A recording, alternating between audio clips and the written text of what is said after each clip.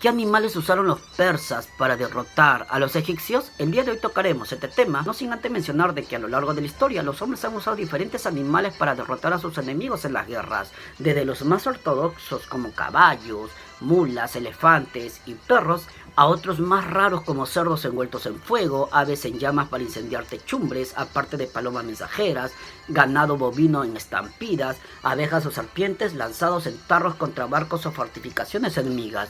Pero probablemente uno de los animales más inauditos fueron los que usaron los persas para derrotar a los egipcios. Y ante esta realidad surge la pregunta, ¿qué animales usaron los persas para derrotar a los egipcios? Bueno, Pelusium o Pelocio era una urbe del Bajo Egipto, situada en el delta del Nilo, y aunque ese nombre derivaba del griego y se lo dieron posteriormente los autores clásicos, el verdadero nombre era Per-Amón. Y a mediados del siglo VI a.C., poco quedaba del antiguo esplendor egipcio, amenazado por el expansionismo persa. A esas alturas, ningún faraón poseía fuerza suficiente como para impedir no ya que sus fronteras fueran rebasadas, sino incluso la pérdida de algunos puntos de su propio territorio. Esto fue lo que pasó con Pelusium, si damos veracidad al relato de Heródoto, no confirmado por el registro arqueológico. Cabe resaltar que en el año 526 a.C. subió al trono Psamético III, hijo del faraón Amosis II, que gobernó desde el año 570 al 526 a.C.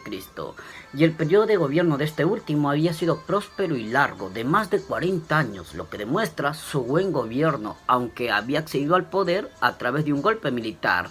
Y la influencia de Egipto con Amosis II llegó hasta lugares como Chipre por el norte, Cirene por el oeste y la primera catarata por el sur. Pero había un enemigo que ya estaba asomándose por el oriente y era el imperio persa.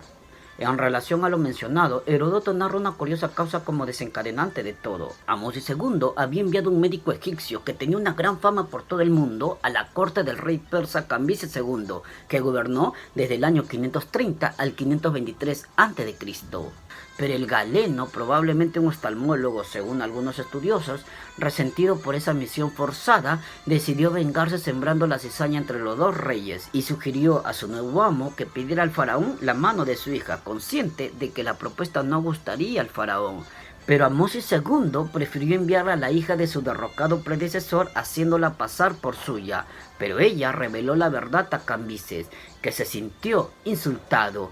Y ese recurso al elemento distorsionador de las relaciones diplomáticas es clásico, y Heródoto insiste en él con la historia de un consejero del faraón, un mercenario griego llamado Fanes de Halicarnaso, que también habría buscado amparo en Persia tras unas desavenencias con Amosis II, informando a Cambises de todos los detalles necesarios para iniciar la conquista de Egipto. Por supuesto, había razones más profundas como las económicas y políticas para iniciar la campaña, y fue bajo el reinado de Psamético III cuando llegó el desastre. Y es necesario señalar que este joven e inexperto faraón no podía compararse a una figura de relieve de Cambises II, que era el heredero de Ciro el Grande y tan dispuesto como él a ampliar sus dominios. Egipto era ya el único estado que permanecía independiente en la zona, por lo que su conquista era cuestión de tiempo. Y en el año 525 a.C., el ejército persa dio el paso y atravesó la península del Sinaí, ayudado logísticamente por las tribus indígenas. Y la única posibilidad del faraón era recabar ayuda de las ciudades griegas con las que mantenía buenas relaciones comerciales. Pero resultó que éstas se unieron a Cambises II con sus respectivas flotas, así que el destino de Egipto estaba echada.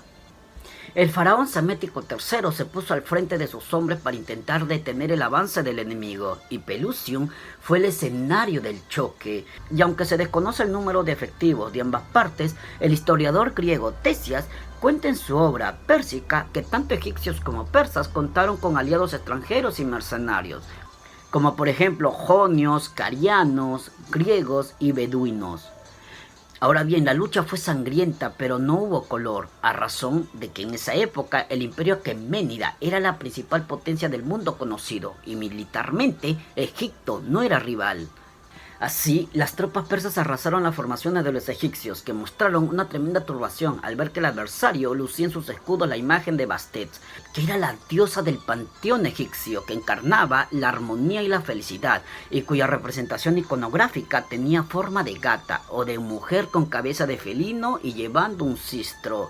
Y según otra versión, no eran imágenes pintadas, sino gatos atados a manera de armaduras vivientes, que provocaron la reticencia de los soldados a golpear contra aquella desconcertante defensa, lo que constituyó una de las causas de la derrota. El caso es que Heródoto pone la tétrica imagen de un mar de cráneos. Según dice, los egipcios se distinguían por tener la piel más dura, resultado de su costumbre de raparse desde pequeños, mientras que el historiador griego Ctesias detalla que los persas les causaron 50.000 bajas por solo 7.000 propias.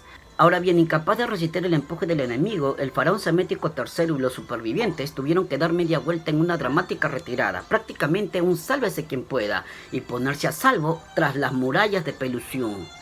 Y cabría esperar entonces el inicio de un asedio, pero resulta que tampoco fue necesario, de nuevo gracias a los gatos.